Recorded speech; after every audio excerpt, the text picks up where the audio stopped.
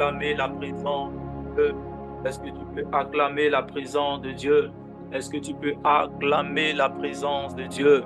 Est-ce que de là où tu es, bien-aimé, tu peux acclamer la présence de Dieu? Alors que tu acclames la présence de Dieu, alors que tu dis Alléluia, Alléluia, que la gloire de Dieu te rejoigne de là où tu es.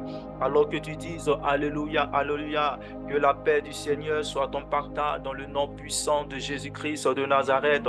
Alors que tu dis Alléluia, gloire soit rendue à notre Seigneur Jésus, lui qui a reçu le nom qui surpasse tout autre nom. C'est par le nom de Jésus que les malades sont guéris. C'est par le nom de Jésus que les aveugles voient. C'est par le nom de Jésus que les sourds entendent et que la bonne nouvelle du royaume est annoncée encore aux pauvres. Béni sois-tu, Seigneur notre Dieu. Alléluia. Voilà, aujourd'hui encore, dans le thème qui nous rassemble. Le thème qui nous rassemble, c'est pourquoi et comment jeûner. Merci encore pour vous, Alléluia. Pourquoi et comment jeûner.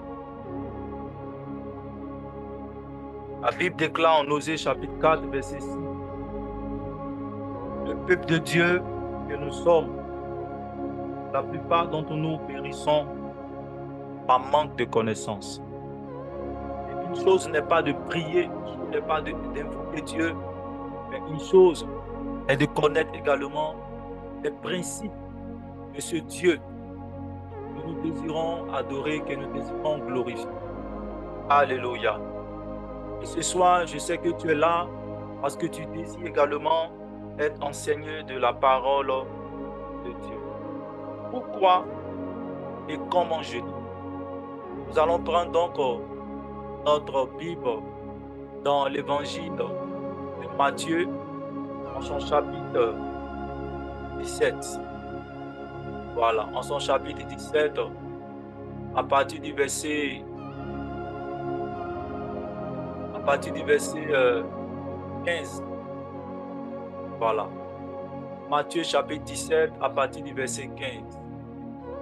Il y a quelqu'un qui veut faire la lecture, sinon moi-même je vais faire la lecture. Voilà, je pense que l'entrée n'est pas là aujourd'hui. Voilà, donc moi-même je vais faire la lecture. Vraiment, si quelqu'un veut faire la lecture, voilà. Je vais rapidement faire la lecture. Matthieu chapitre 15, chapitre 17 à partir du verset 15. Seigneur, aie pitié de mon fils. Personne vient à Jésus et dit Seigneur, aie pitié de mon fils. Il est lunatique et qui souffre cruellement. Bon, on va remonter au verset 14. Lorsqu'il fut arrivé près de la foule, un homme vint se jeter à genoux devant Jésus et dit Seigneur, aie pitié de mon fils, il est lunatique et qui souffre cruellement. Il tombe souvent dans le feu, souvent dans l'eau. Je l'ai amené à tes disciples et ils n'ont pas pu le guérir. Race incrédule et perverse, répondit Jésus, jusqu'à quand serai-je avec vous? Jusqu'à quand vous supporterai-je? Amenez-le-moi ici. Verset 18. Jésus parla sévèrement au démon, sortit de lui, et l'enfant fut guéri à l'heure même. Verset 19. Alors les disciples s'approchèrent de Jésus et lui dirent en particulier, pourquoi n'avons pas nous pu chasser ce démon? Jésus répond, c'est à cause de votre incrédulité, le dit Jésus. Je vous le dis en vérité, si vous aviez de la foi, comme un grain de sénévré, vous diriez à cette montagne, transporte-toi d'ici, là, et elle se transporterait, rien ne vous serait impossible. Mais cette sorte de démon ne sort que par la prière et par le jeûne. Alléluia. Voici le texte de base qui nous servira d'appui pour ce moment d'enseignement sur les principes du jeûne. Voici une situation que Matthieu, le disciple de Jésus, va présenter, lui qui était un témoin de tout ce qui se passait, parce qu'il était auprès de Jésus, parce qu'il était parmi les 12 apôtres que le Seigneur avait choisi lorsqu'il finissait de prier sur la montagne pendant toute la nuit. Matthieu fait partie de ces personnes qui ont vu, qui ont palpé physiquement Jésus. Ils sont rentrés dans une intimité physique avec Jésus et même spirituelle. Ce jour, il nous relate un événement qui s'est passé entre eux et Jésus.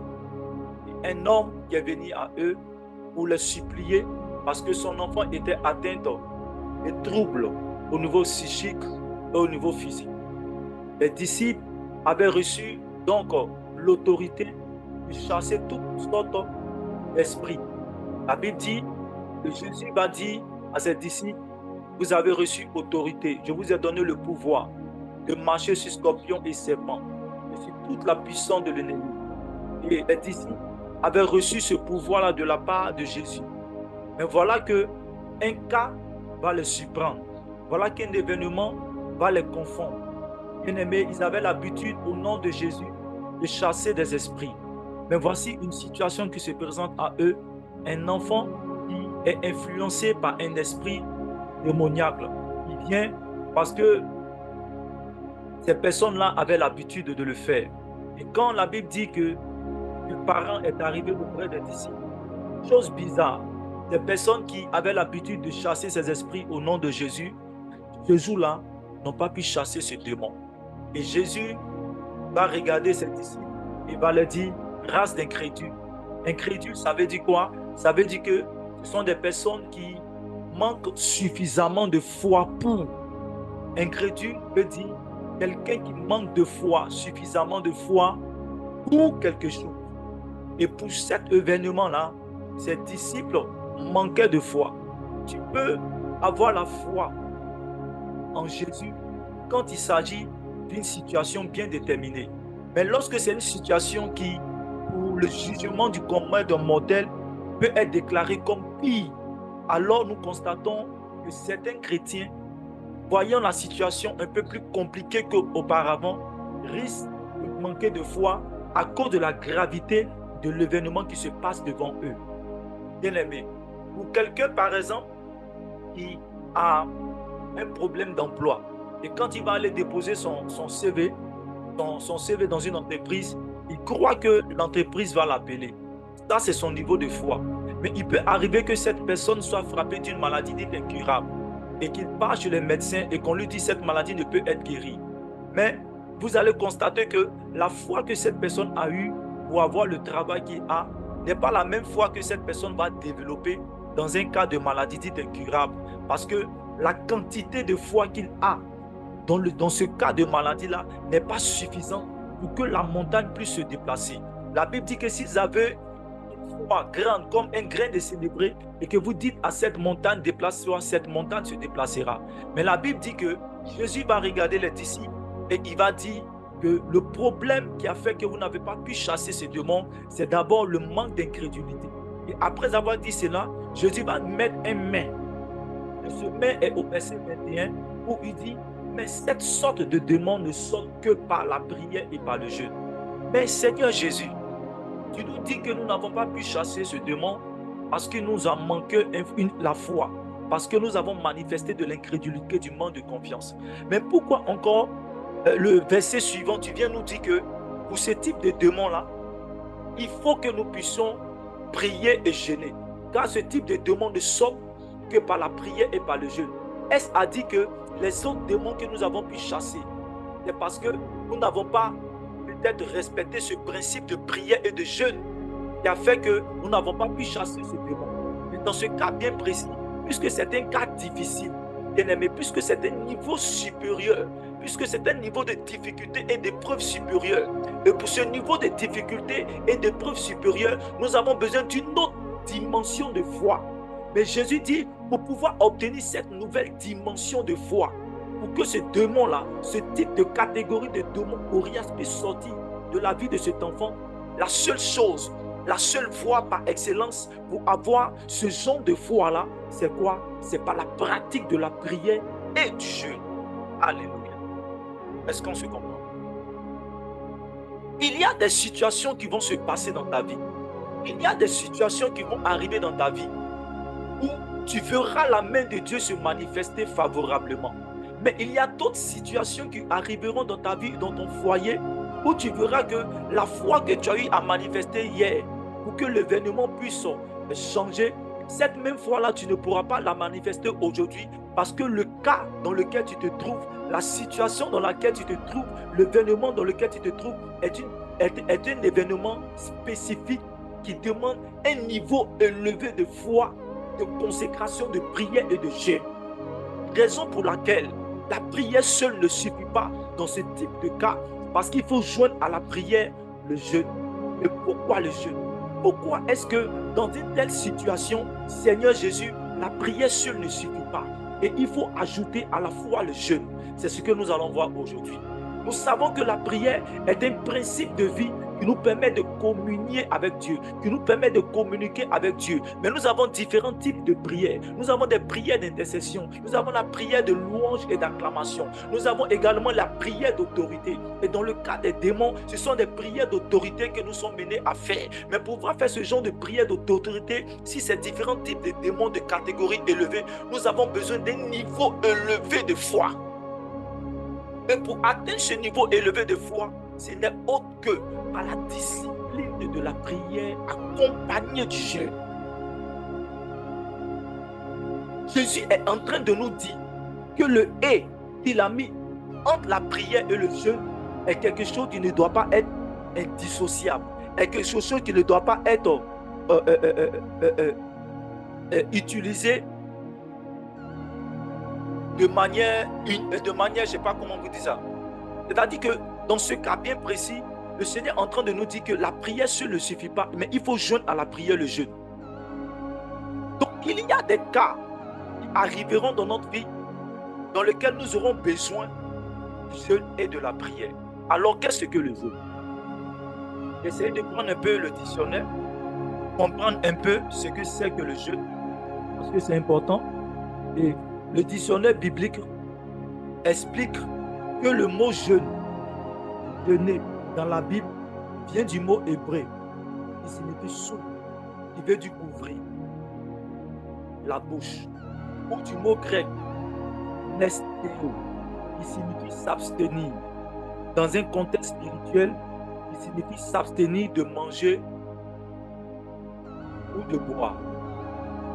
Je réponds. Le dictionnaire biblique explique le mot jeûne dans la Bible, qui vient du mot hébreu soum, qui signifie ouvrir la bouche, ou du mot grec nestéo, qui signifie s'abstenir. Dans un contexte spirituel, cela signifie s'abstenir de quelque chose. Et la plupart du temps, c'est de s'abstenir de manger ou de boire. Alléluia. Est-ce que nous comprenons un peu ce que c'est que le jeûne? D'abord dans sa définition étymologique. Maintenant, nous allons voir en grand 2 la preuve biblique de l'importance du jeûne. Pourquoi est-ce que le jeûne est important? Bien-aimés, nous allons prendre donc notre Bible dans le livre de Lévitique. On va prendre le livre de Lévitique. Lévitique, je suis seul donc c'est un peu compliqué. Voilà, Lévitique chapitre 23, verset 27. Lévitique chapitre 23, verset 27. Lévitique chapitre 23, verset 27. Voilà.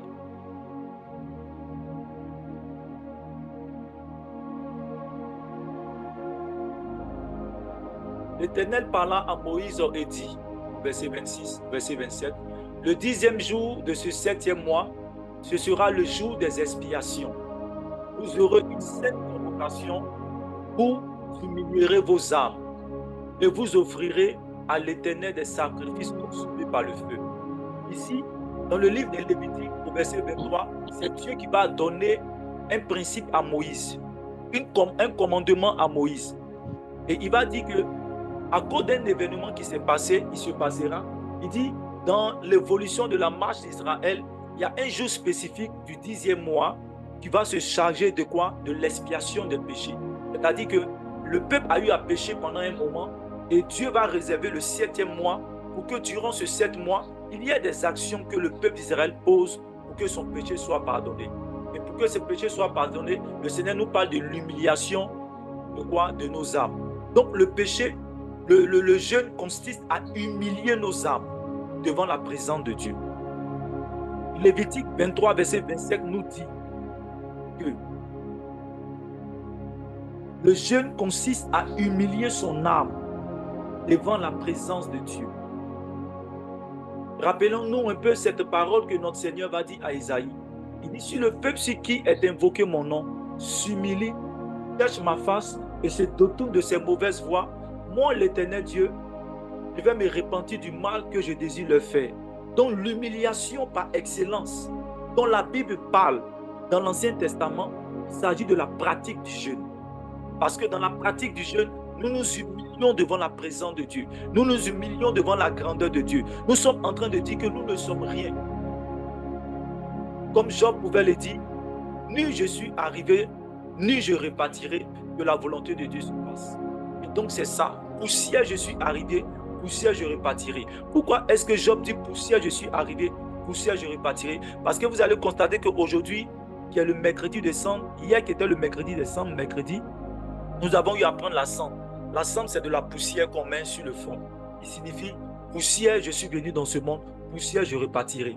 La cendre, c'est une manière de s'humilier devant la présence de Dieu, devant la toute-puissance de Dieu, afin d'obtenir miséricorde de la part de Dieu.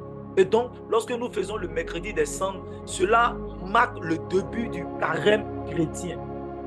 Et dans le carême chrétien, il y a également la pratique du jeûne. Alléluia. Alors prenons maintenant Matthieu chapitre 4, verset 1 à 2. Matthieu chapitre 4, verset 1 à 2.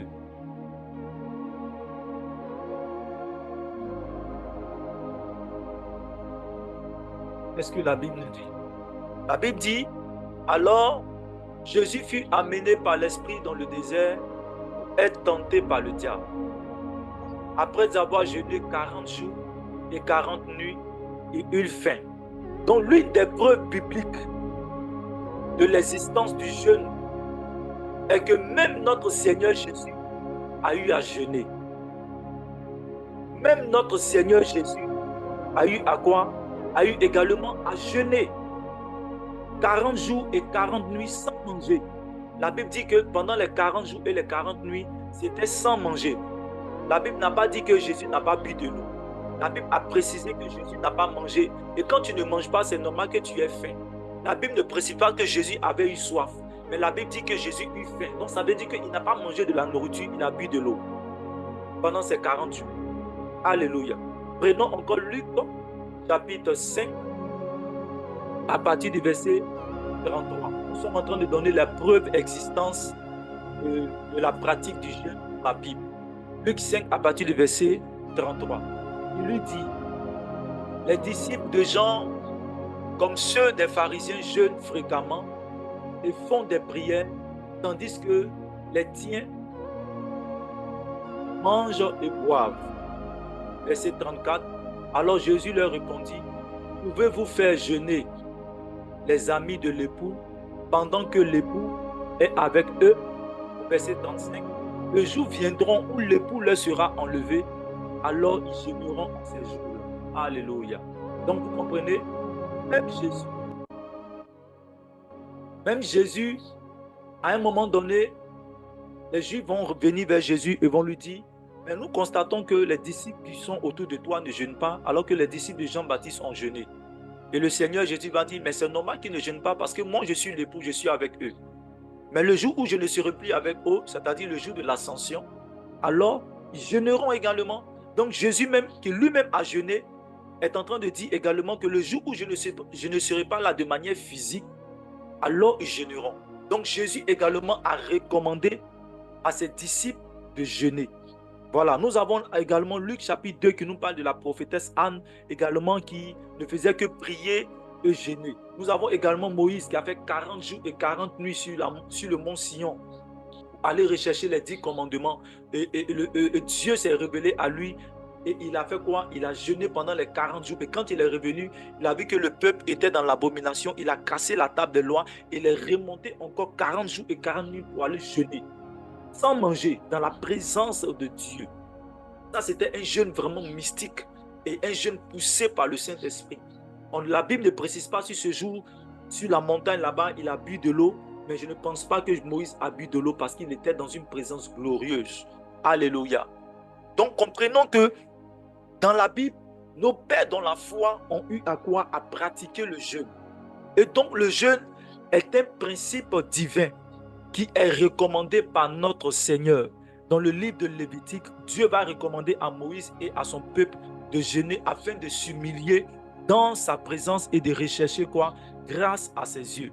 Jésus également va être poussé par le Saint-Esprit dans le désert et la Bible dit qu'il va jeûner pendant 40 jours et 40 nuits. Jésus également va dire à ses disciples: aujourd'hui je suis avec vous physiquement, voilà pourquoi vous ne jeûnez pas, mais sachez que le jour où je vais monter, que je vais envoyer le Saint-Esprit, ce jour-là, vous devez également jeûner afin de pouvoir également partager donc cette intimité de ma présence. Voilà pourquoi, après donc l'ascension, les disciples également vont rentrer dans un moment de jeûne.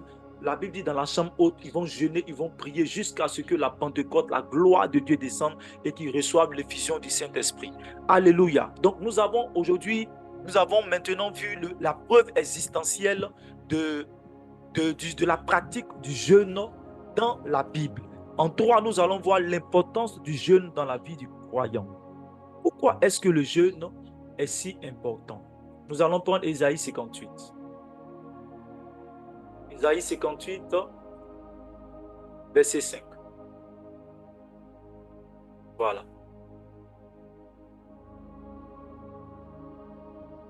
Ésaïe 58, verset 5 nous dit: est-ce là le jeûne auquel je prends plaisir? Un jour où l'homme humilie son âme. Donc vous comprenez, on parle d'humilier son âme encore. Courber la tête comme un jonc et se coucher sur le sac et la cendre. Est-ce là ce que tu appelleras un jeûne? Un jour agréable à l'Éternel? Voici le jeûne auquel je prends plaisir. Détache les chaînes de la méchanceté. Dénoue les liens de la servitude. Renvoie libre les opprimés et que l'on rompt toute espèce de joug. Partage ton pain avec celui qui a faim et fais entrer dans ta maison les malheureux sans asile. Si tu vois un homme nu, couvre-le et ne te détourne pas de ton semblable. Et donc, ici, notre Seigneur donne ici l'importance du jeûne. Le jeûne a pour objectif de quoi? 1. Le jeûne a pour objectif, comme dit le verset 6, a pour objectif de nous détacher des chaînes de la méchanceté. Donc l'important du jeûne, quelqu'un qui n'arrive pas à ôter la haine au-dedans de son cœur, quelqu'un qui lutte contre le manque de pardon, quelqu'un qui lutte contre la rancune. Bien-aimé, quand tu ne sais pas, mais il y a une certaine attitude que tu développes, que tu n'arrives pas à maîtriser. Et la Bible nous enseigne que un des fruits de l'esprit, c'est la maîtrise de soi. Mais tu constates que par rapport à un événement bien précis, tu n'arrives pas à te maîtriser. Ce péché-là arrive toujours dans ta vie. Et la Bible dit que l'un des moyens pour que nous soyons détachés de cette chaîne qui nous lie à ce péché-là, c'est la pratique du jeûne. Donc, l'importance, l'un des moyens, l'une des choses qui fait que nous, enfants de Dieu, nous devons jeûner, c'est que nous devons savoir que le jeûne nous détache des chaînes de la méchanceté. Ça, c'est 1. 2. La Bible dit que le jeûne nous délie des liens de la servitude. Bien-aimé, il y a des esprits supérieurs. Il y a des esprits tels que le cas de cet enfant qui était possédé par un démon. Donc, il était dans un cas de servitude à outrance. Et les apôtres n'ont pas pu chasser ce démon. Voilà pourquoi le Seigneur dit que ce n'est que par la prière et le jeûne. Et parce que la prière et le jeûne sont capables, nous dit Ésaïe, de dénouer les liens de la servitude. Je veux dire à quelqu'un, dans quelle servitude tu te trouves? Dans quel lien de servitude tu te trouves? Satanique, démoniaque, maléfique. Le jeûne a le pouvoir, la pratique du jeûne a le pouvoir de délier tous ces liens de la servitude. Pendant que je suis en train de parler, je déclare que lorsque tu te lèveras pour pratiquer véritablement le jeûne que recommande la parole de Dieu, la Bible, que tout ce qui est lien de la servitude, que tout ce qui est lien du mensonge, que tout ce qui est lien du désespoir, que tout ce qui est lien de la sorcellerie, qu'il y ait encore dans ta vie, qui maritale, professionnelle, familiale, tout ce qui est lien qui ne confesse pas le nom de l'Éternel. La Bible est en train de nous dire, l'un des moyens pour que ces liens puissent définitivement quitter notre vie, c'est la pratique du jeûne. Alléluia. Alléluia. La troisième des choses que nous dit Ésaïe, c'est que le jeûne a la capacité de renvoyer libres les opprimés. Quelqu'un qui est opprimé, c'est quelqu'un qui est oppressé. Tu peux être opprimé par une servitude. Tu peux être opprimé par la sorcellerie. Tu peux avoir de l'oppression. Tu peux être oppressé par quelque chose. L'inquiétude peut t'oppresser. Et donc, le jeûne également permet de quoi? De te libérer de cela. Il y a la parole de Dieu qui nous permet de nous libérer. Mais lorsqu'on monte à un certain niveau, également le jeûne nous permet de nous libérer de toutes sortes d'oppressions. On nous dit encore que le jeûne rompt toute espèce de joug. Le joug, c'est quoi? C'est l'esclavage. Le joug, c'est l'esclavage. Rappelez-vous un peu, Israël a fait 400 ans d'esclavage en Égypte. Rappelez-vous également, Israël a fait plus de 70 ans en captivité à Babylone. La Bible dit que Jérémie a prophétisé que Israël va faire 70 ans de captivité. Mais après les 70 ans, vous connaissez tous cette parole. J'ai déjà dit ici. Après les 70 ans, Daniel va se rendre compte que normalement la délivrance devait arriver depuis longtemps. Mais 70 ans est passé et le peuple est toujours dans la captivité. Le peuple est toujours dans le joug de la servitude. Alors Daniel, qu'est-ce qu'il va faire? Connaissant la puissance du jeûne, il va prendre 21 jours de jeûne afin d'entrer dans la présence de Dieu, afin de prier, afin de s'humilier, afin de rechercher la face de Dieu. Et la Bible dit qu'avant même la fin de ces 21 jours, Dieu va venir à lui, Dieu va lui répondre et Dieu va apporter la délivrance à toute une nation. À cause d'une personne, toute une nation a été délivrée. Je suis en train de dire que si à cause d'une seule personne qui a décidé de se lever dans la prière et dans le jeûne pour délivrer des millions de personnes, frère, à cause de toi seul, ta famille est capable d'être délivrée. À cause de toi seul, dans le jeûne, dans la mortification, dans l'humiliation de ton âme, dans la prière, cette malédiction dans laquelle ta famille est exposée, cette malédiction dans laquelle ta famille a été plantée, a été mise. Écoute-moi, je suis en train de te dire que lorsque tu vas pratiquer le jeûne qui sera recommandé par la parole de Dieu et qui est recommandé par la parole de Dieu, ce jeûne-là va te délier et va délier tous les membres de ta famille de toutes sortes de jougs sataniques au nom de Jésus. Bien-aimé, j'ai donné ce témoignage de ma famille. Je suis allé dans un village parce que j'avais compris le jeûne de Daniel par rapport à la délivrance de toute une génération. Et je priais pour la délivrance de ma famille. Je suis allé dans un village qu'on appelle Vridiako. C'est vers Vridi là-bas, c'est une île. Je suis allé là-bas, j'ai fait 21 jours, le 21 jours de Daniel. On va parler de ça tout à l'heure. Et au 20e jour, le Seigneur va me montrer l'homme fort de ma famille. Et je serai en train de combattre avec lui. Et j'ai reçu comme une force surnaturelle. Et j'ai arraché l'épée de l'homme fort et j'ai transpercé son cœur et je me suis réveillé. C'est en ce moment que je me suis rendu compte que l'homme fort qui était dans ma famille avait été vaincu au nom de Jésus. Est-ce que vous comprenez? Il y a des niveaux de dimension. Il y a des niveaux de délivrance. Quand tu sais que c'est ce cas-là, ça te dépasse, rentre dans le jeûne. Rentre dans le jeûne. Parce que le jeûne bien fait, bien pratiqué avec la prière, avec l'humiliation, est capable de rompre toute espèce de joug. Je vous dis toute espèce de joug. Alléluia. Alors ne négligeons pas le jeûne parce qu'aujourd'hui, on dit non, on te dit non, que bon, dans tous les cas, tu n'es pas obligé de jeûner. Tu es là, bon, si tu jeûnes et puis bon, tu sais, À part que peut-être que tu as une maladie tellement difficile qui t'empêche vraiment de jeûner. Sinon, je pense que si ta maladie n'est pas tellement compliquée, parce qu'on va parler même du jeûne thérapeutique tout à l'heure, parce qu'il y a des jeûnes qui permettent de guérir de certaines maladies. Vous devez savoir ça. Et ça, c'est la science qui a prouvé cela. Et donc, vous devez comprendre cela. La Bible dit encore que le jeûne, quand tu pratiques le jeûne, il faut partager ton pain avec celui qui a faim. Et là, on est en train de parler des œuvres de charité. Est-ce que vous comprenez? C'est-à-dire que le jeûne que je fais, qui me donne de m'humilier dans la présence de Dieu, qui me donne d'intercéder, qui me donne de demander pardon au Seigneur pour que son intervention vienne dans ma vie.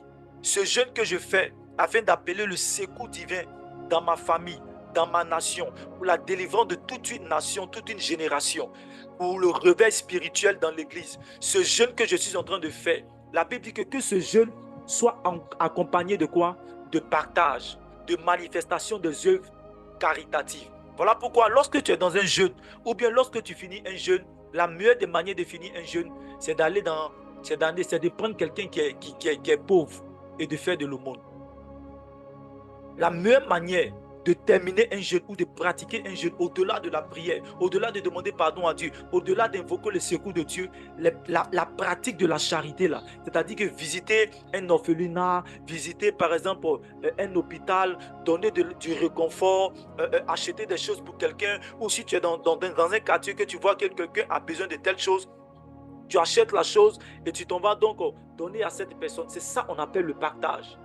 Tout ça là, ça accompagne le jeûne afin de donner de la puissance au jeûne, afin de donner d'une certaine dimension à ce jeûne-là. Et Ésaïe nous dit, partage ton pain avec celui qui a faim.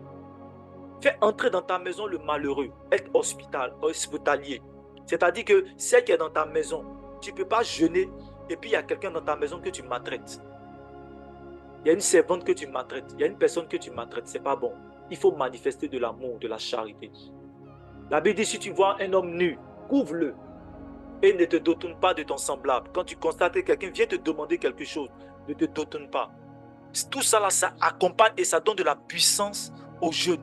Et ça fait que le Seigneur tourne son regard sur ta situation, sur ta personne. Alléluia. Alors nous allons prendre Luc chapitre 4. Luc chapitre 4 également parle du jeûne de consécration. Bien aimé, au-delà du jeûne pour invoquer ou demander à Dieu le pardon. Demander à Dieu le pardon. Luc au chapitre 4 également, on n'a pas trop le temps, on ne va pas encore lire le verset, nous parle également de jeûne de consécration. Parce qu'on ne va pas jeûner seulement pour demander quelque chose comme une délivrance. Vous voyez un peu? Parce que généralement, quand une situation, quand on veut quelque chose, c'est là qu'on jeûne. Non, on peut jeûner également pour notre propre vie, pour notre propre intimité avec le Seigneur. Quand tu constates que la vie spirituelle dans laquelle tu te trouves, tu désires monter encore plus dans ton intimité avec Dieu. Tu te rends compte que cette vie-là ne te suffit pas. Tu sens qu'il y a plus encore à découvrir avec Dieu. Tu sens qu'il y a quelque chose qui te pousse pour dire que monte encore dans la présence de Dieu. Monte encore en intimité. Bien-aimé, la meilleure des manières pour monter encore en intimité dans la présence de Dieu, c'est quoi? C'est de pratiquer également le jeûne. Et donc, le jeûne va devenir comme une discipline de vie. Tu peux décider par exemple que chaque mardi, je jeûne, ou même chaque mardi et chaque vendredi, c'est mes temps de jeûne. Tu peux décider de jeûner une fois par semaine ou 3 fois dans le mois. Cette pratique-là, c'est une pratique de consécration et d'intimité avec le Seigneur.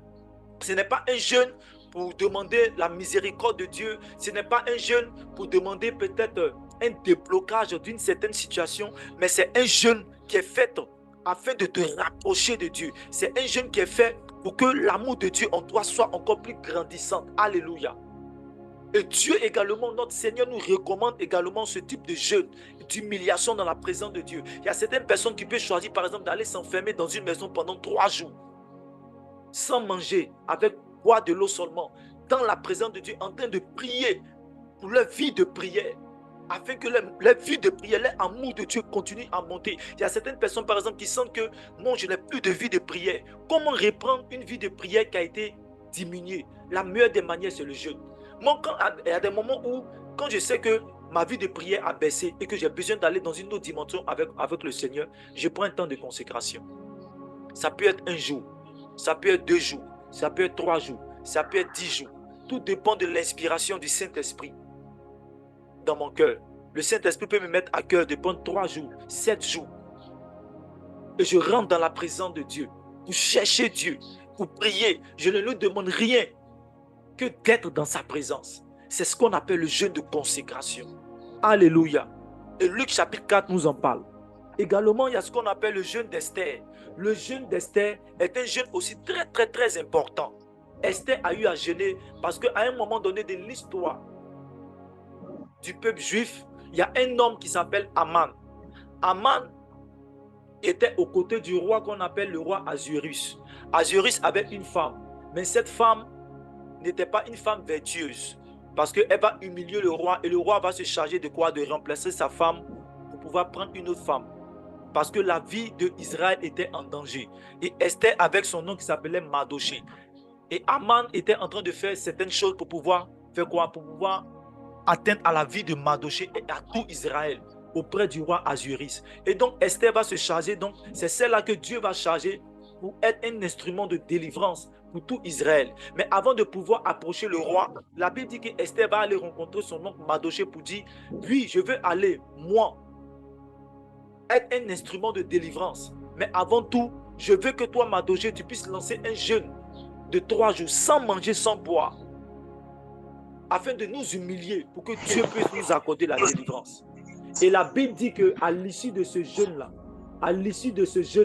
la Bible nous dit que Israël va connaître la délivrance. Et Aman qui avait prévu un poteau pour pouvoir crucifier Mardoché, la Bible dit que lui-même il a été crucifié sur ce poteau-là. Je suis en train de dire à quelqu'un que tout ce qui est âme qui a été forgé contre toi, tout ce qui est croix, tout ce qui est humiliation, tout ce qui est rejet, tout ce qui est malédiction, qu'un homme a décidé de faire contre ta personne dans le but de t'humilier, dans le but de te tuer, je déclare que par le jeûne et par la prière, que Dieu change la situation, que Dieu renverse la situation, afin que la maladie qu'ils ont lancée contre toi retourne à l'envoyeur dans le nom de Jésus. Je suis en train de te dire que par le jeûne et par la prière, que tout ce qui est maladie, que tout ce qui est médiocrité, que tout ce qui est malédiction qui ont été lancées sur ta vie et les membres de ta famille, retournez-le à l'envoyeur au nom de Jésus.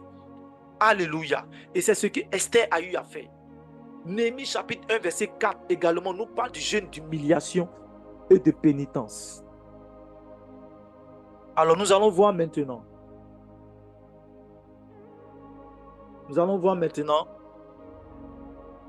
Excusez-moi, voilà, je suis seul, il y a tellement de choses à toucher. Comment le jeûne doit-il se dérouler? Comment le jeûne doit-il se dérouler? Nous allons prendre le livre de Esdras.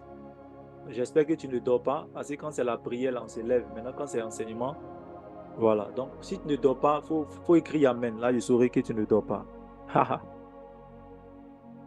Esdras chapitre 8, verset 23. Est-ce que tu peux mettre Amen simplement? Voilà, simplement. Ok. Yes. Ok. Alléluia. Esdras chapitre 8, verset 23 nous dit: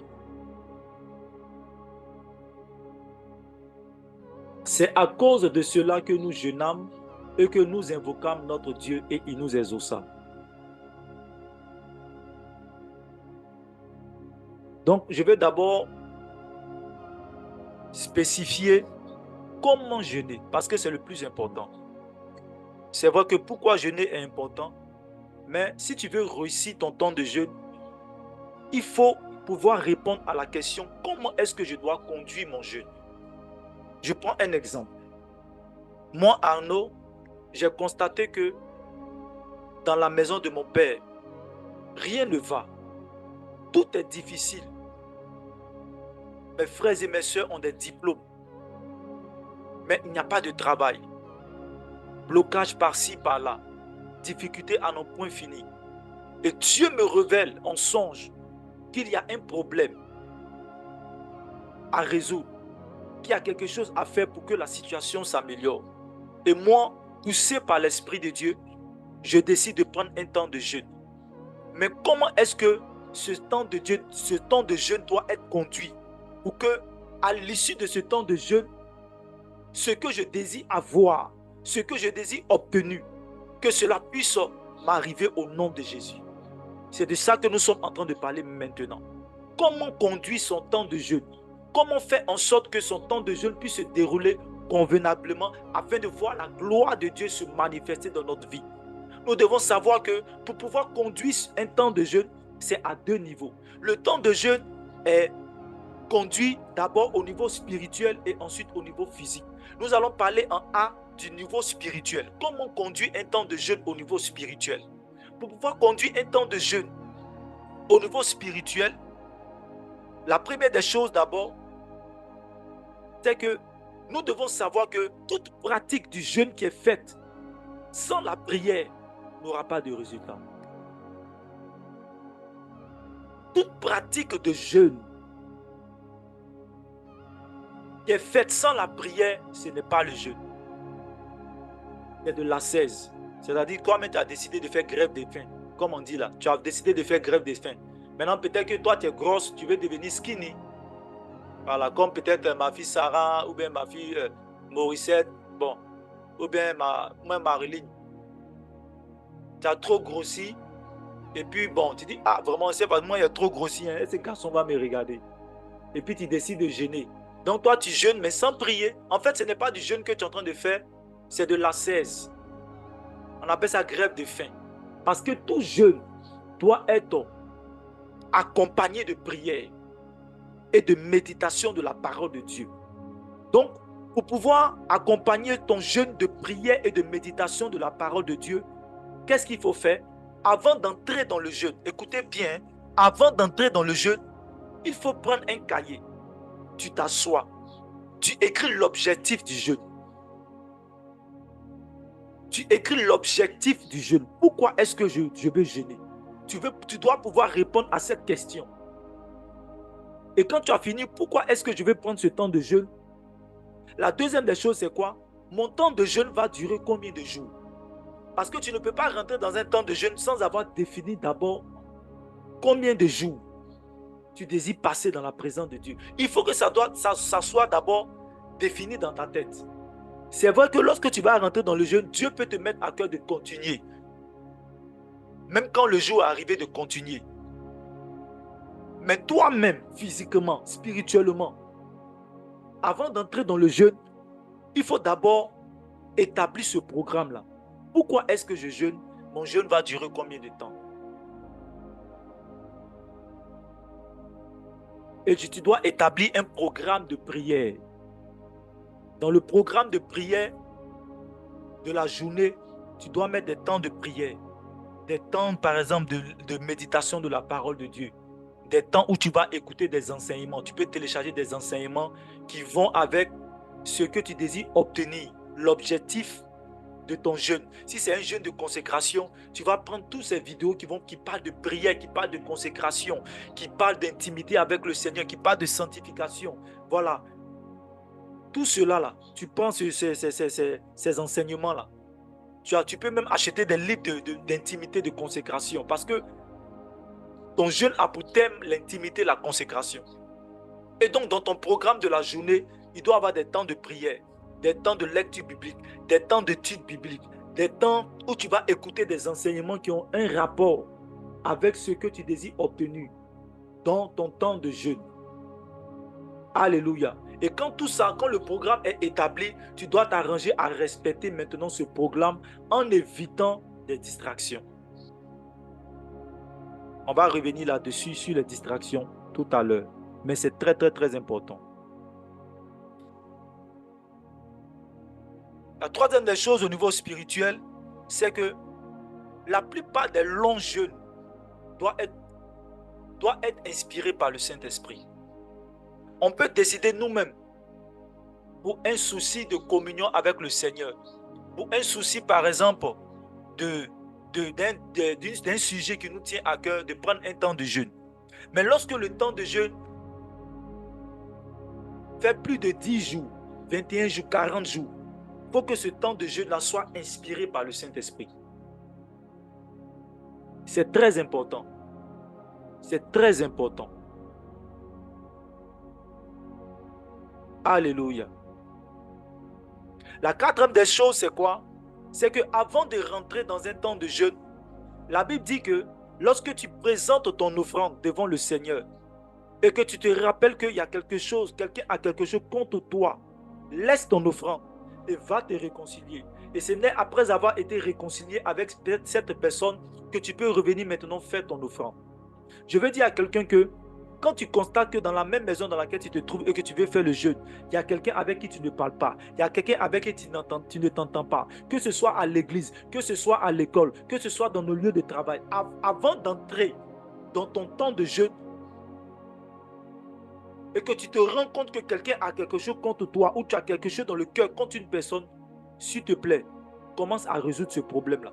Parce que si tu ne résous pas ce problème sera quoi? Sera un objet d'accusation de la part de l'ennemi pour ne pas que l'exaucement descende.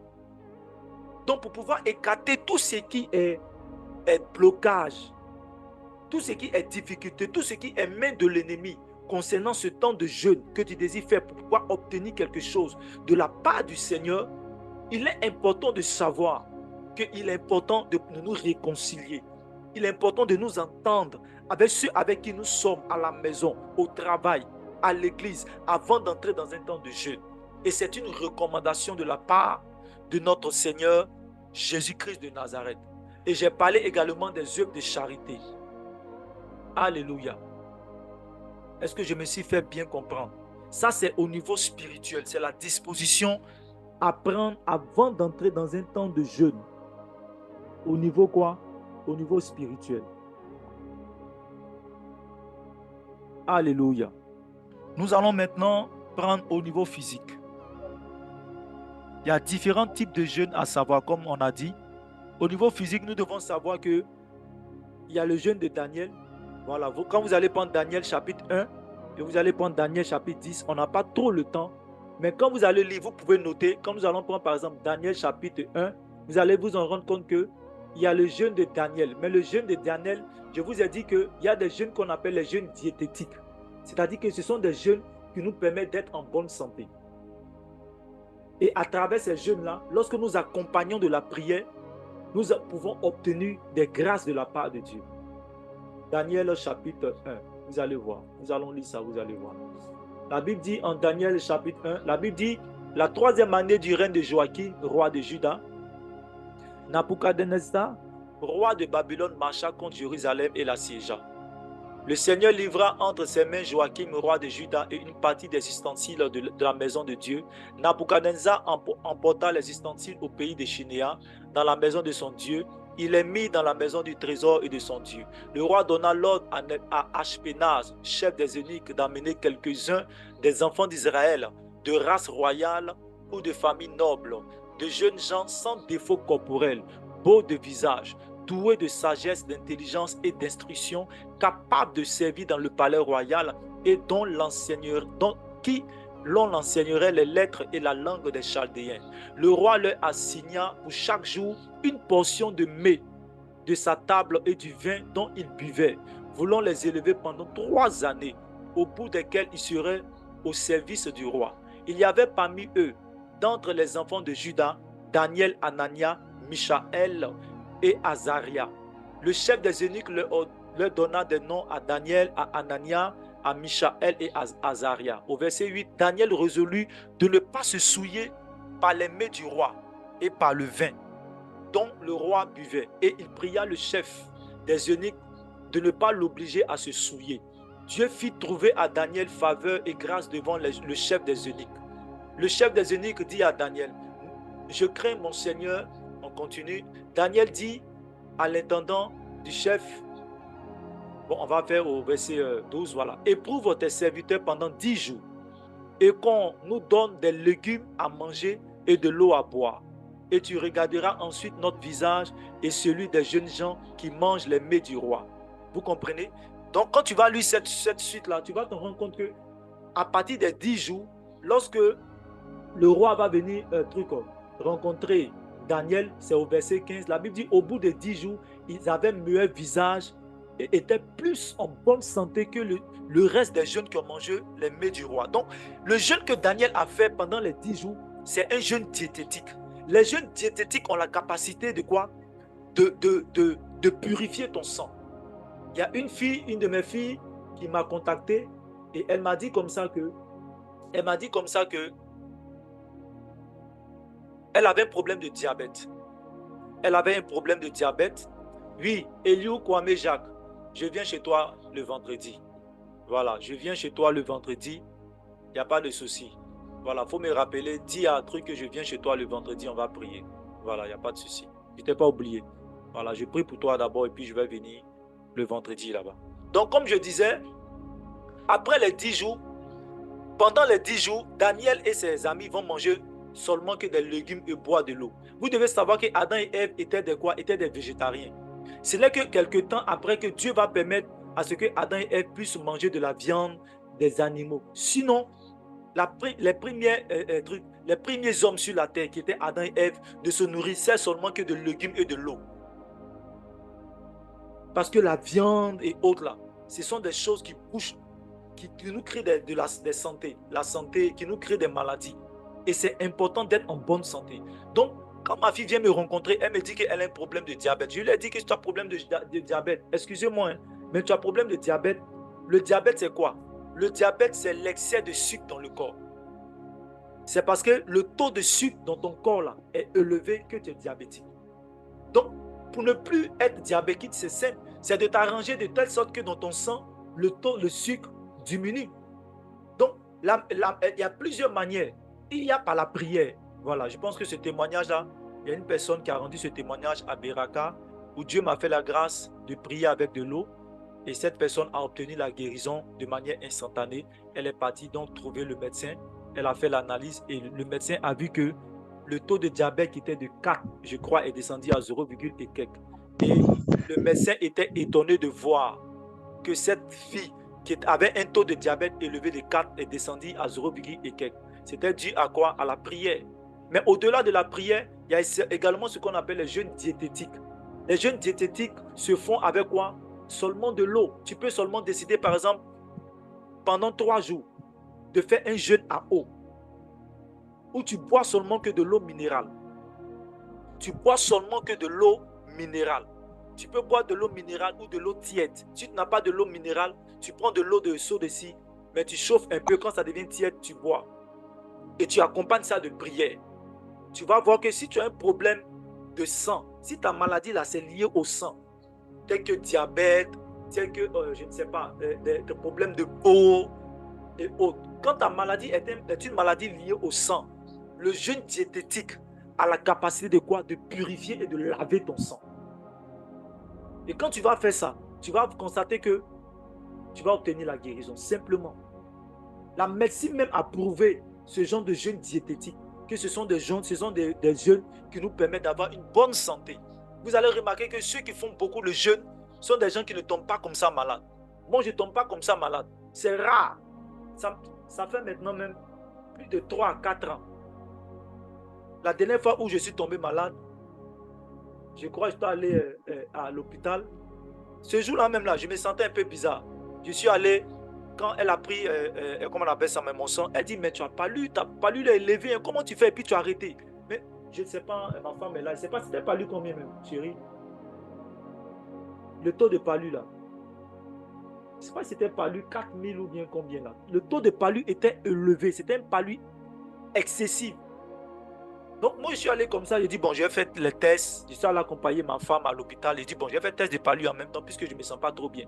Mais quand la dame m'a regardé, elle dit normalement tu dois être couché. Elle dit normalement monsieur, non, je ne peux pas te laisser aller à la maison. Normalement ce genre de palu là, tu dois être couché. Mais j'étais relax. Pourquoi? Parce que c'est la pratique du jeûne. Parce que le fait de jeûner déjà là, ça prépare ton corps à tout ce qui est adversité au niveau du corps. Parce que ton corps est habitué à souffrir.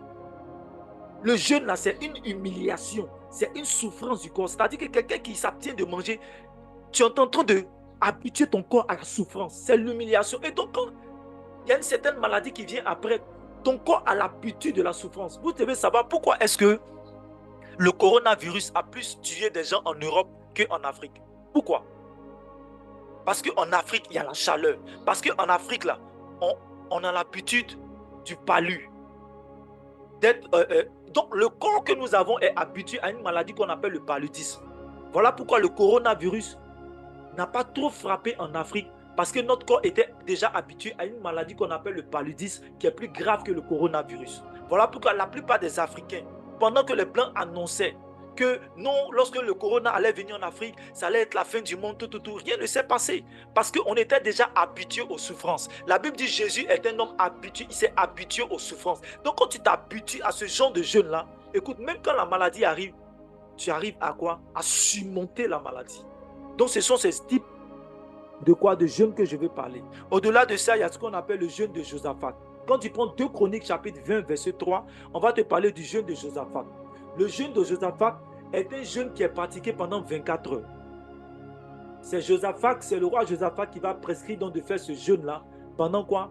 Pendant 24 heures pour appeler le secours divin par rapport à une guerre que Israël, que la tribu de Juda devait faire. Et à l'issue donc de ce jeûne, lorsqu'ils ont invoqué la présence de Dieu, Dieu va leur donner de remporter donc la victoire. C'est un jeûne de 24 heures. Ils ont fait à eau. Également, nous avons quoi? Le jeûne de 40 jours. Poussé par le Saint-Esprit que Jésus a eu à faire dans le désert. Nous avons le jeûne de Esther qui est un jeûne de 3 jours.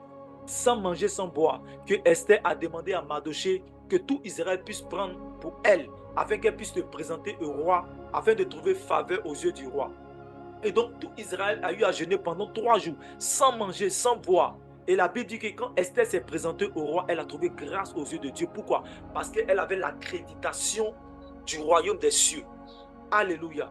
Au-delà des jeûnes d'Esther, nous avons plusieurs autres types de jeûnes. Des jeûnes de 7 jours, des jeûnes de 4 jours. Selon l'inspiration du Saint-Esprit que le Saint-Esprit va te donner, bien aimé. Et si tu as cette capacité-là de le faire, il faut le faire. Parce que le jeûne a la capacité de nous délier de toutes les chaînes de la malédiction. Nous avons vu en Ésaïe chapitre 58. La Bible dit que le jeûne a la capacité de nous délier de la servitude, de nous délier des liens, de nous délier de toute forme de malédiction. Accompagné de la prière. Alléluia. Disposition physique, toujours, avant d'entrer dans le jeûne.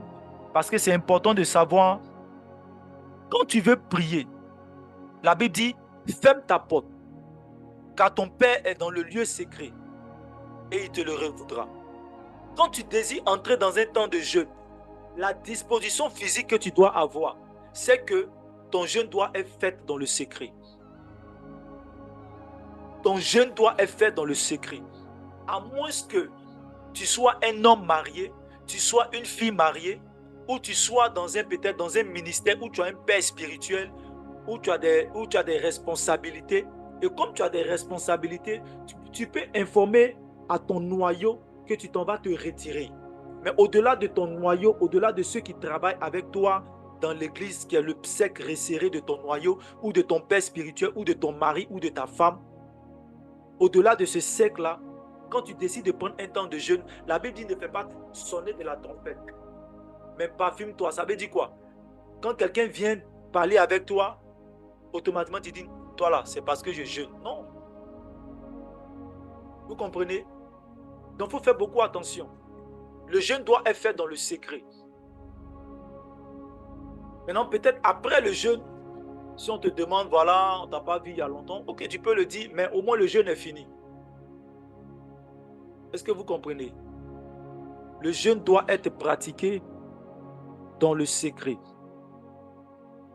Comme recommandation, avant d'entrer dans le jeûne, si par exemple, moi, Arnaud, je décide de faire 3 jours de jeûne et commencer, qu'est-ce que je dois faire? Avant de commencer ces 3 jours de jeûne, la disposition physique que je dois faire, c'est quoi? C'est de préparer mon corps au jeûne.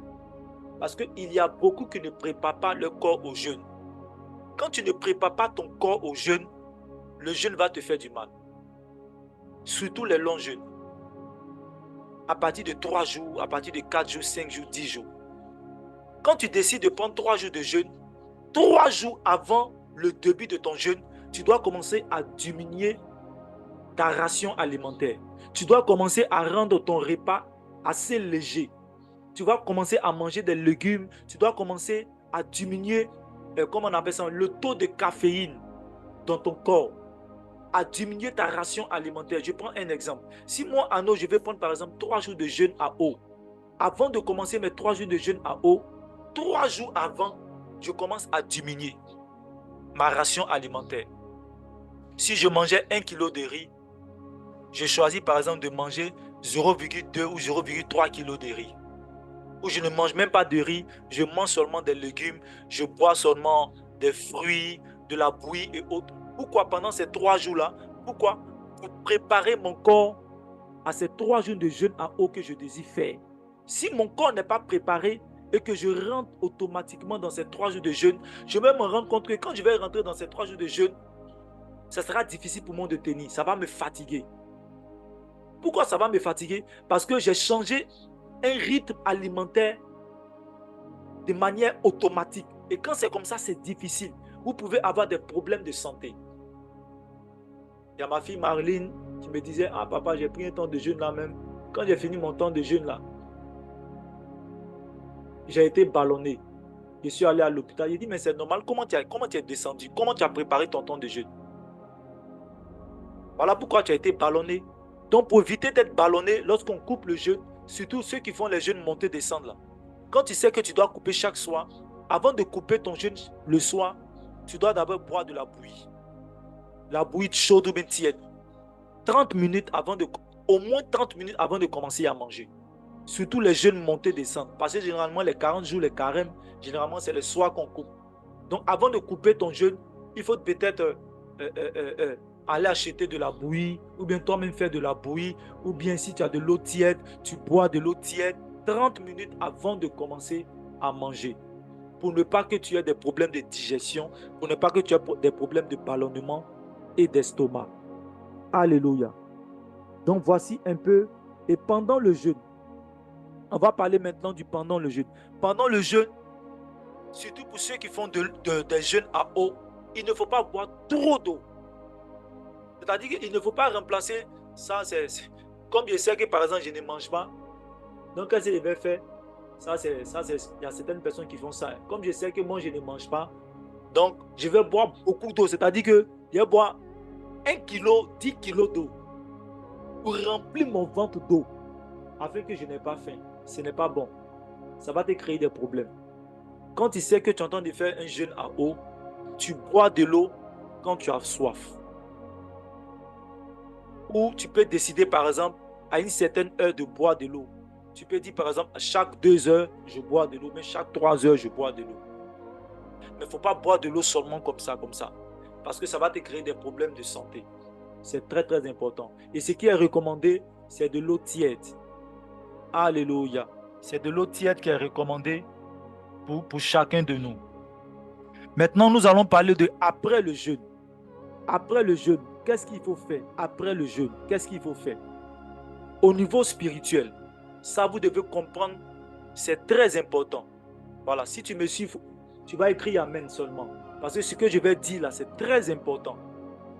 C'est très important ce que je vais dire. Parce que le plus important, ce n'est pas avant le jeûne. Le plus important, ce n'est pas aussi pendant le jeûne seulement. Mais le plus important aussi, c'est après le jeûne.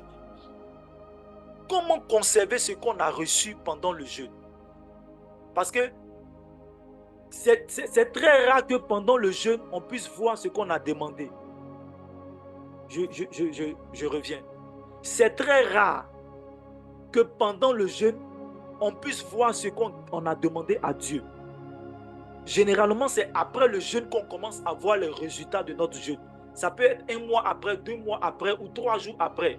Mais tout est-il que c'est très rare que pendant le jeûne, on obtient ce qu'on a demandé. Généralement, c'est après le jeûne. Même Jésus, la Bible dit qu'après les 40 jours, lorsqu'il va sortir de ce temps de jeûne, la Bible dit qu'après les 40 jours, il va être revêtu de toute la puissance de l'ennemi. Mais c'est après les 40 jours. Les 40 jours ont été le résultat de ce qui s'est passé après. Donc, pour que ce qui se passe après soit un bon résultat, il y a des attitudes à avoir après le jeûne. Comment conserver ce qu'on a reçu au niveau spirituel? Comment faire en sorte que ce qu'on a reçu au niveau spirituel, ça puisse se manifester physiquement à nous? C'est après le résultat, après le jeûne. après le jeûne, qu'est-ce qu'il faut faire au niveau spirituel? Il faut savoir qu'après le jeûne, le diable viendra nous tenter. Écoute bien ce que je suis en train de dire. C'est vrai que pendant le jeûne, on aura de la tentation. Et ça, je veux revenir là-dessus. Il y a certaines personnes, par exemple, ça m'est arrivé à plusieurs reprises. Et je sais qu'à certaines personnes aussi, c'est arrivé. Tu es en train de faire un jeûne de 3 jours, de 4 jours, et puis tu as oublié. Pendant la journée, tu as acheté quelque chose, et puis tu as mangé. Genre, tu as oublié, et puis tu as mangé. C'est-à-dire que tu viens de, par exemple, de briser un principe de ton jeûne. Voilà, où tu avais décidé de ne pas manger, et puis il arrivait que par oubli, tu as eu à manger. Quand ce genre de situation arrive, il faut te confesser et continuer le jeûne. Il ne faut pas arrêter le jeûne. Est-ce que vous comprenez? Quand pendant le jeûne, il arrive que par exemple, tu as eu à faire quelque chose, ou même tu as eu à commettre un péché, ou tu as eu à manger, tu as eu à faire quelque chose, et tu vois que l'ennemi est en train de mettre la culpabilité, et tu vas avoir ce genre de pensée là, tu as jeûné, et puis il y a ce que tu es en train de faire. Ton jeûne même, ça ne va pas aboutir. Non, il ne faut pas arrêter le jeûne. Si tu sais que tu as péché pendant le jeûne, il faut te confesser. Si tu sais que par hasard, tu as eu à manger sans le savoir, n'arrête pas le jeûne. Confesse-toi et continue le jeûne. Et donc, après le jeûne, il faut savoir que nous serons l'objet de toutes sortes de tentations de la part de l'ennemi. Pourquoi est-ce que la tentation viendra? La tentation va venir pour pouvoir jauger la qualité de notre jeûne. La tentation va venir de la part du diable. Pourquoi? Parce que le diable voudra quoi? Voler tout ce que nous avons reçu pendant le jeûne. La Bible dit que le diable ne vient que pour voler, pour tuer et pour détruire. Donc, l'un des objectifs du diable après notre temps de jeûne, c'est quoi? C'est de nous voler tout ce que nous avons reçu comme grâce pendant le jeûne. Et si vous avez remarqué, moi j'ai remarqué ça, toutes les fois où je suis rentré dans un moment de jeûne glorieux, où j'ai vu la main de Dieu glorieux, quand j'ai fini le temps de jeûne, quelques jours après, les tentations ont commencé. Les difficultés ont commencé. Les épreuves ont commencé. Et ce n'est pas seulement même le jeûne. Vous allez constater que même quand on fait des séminaires de prière, et qu'on dit par exemple qu'aujourd'hui c'est l'apothéose, la gloire de Dieu s'est manifestée, où on a fait une veillée, où on a vu la main de Dieu, la gloire de Dieu se manifester, vous allez vous en rendre compte que les jours qui vont venir là, vous serez soumis à toutes sortes d'épreuves et de tentations. Et si tu échoues à ces épreuves-là, à ces tentations-là, si tu échoues, ça sera difficile pour toi, très difficile. Parce que le diable sait et connaît la puissance du jeûne. Ça ne tape pas poteau. Le jeûne là, ça ne tape pas poteau. Quand tu sais bien prendre ton jeûne et que tu ajoutes la prière, la méditation dans ton jeûne, je vous assure que le niveau élevé, c'est le jeûne, la prière. Pour un réveil spirituel, c'est le jeûne, c'est la prière. Pour un changement radical, c'est le jeûne, c'est la prière. Parce que l'objectif du jeûne et de la prière, c'est pour augmenter notre foi. Quelqu'un qui décide de jeûner là, c'est parce qu'il a foi en Dieu.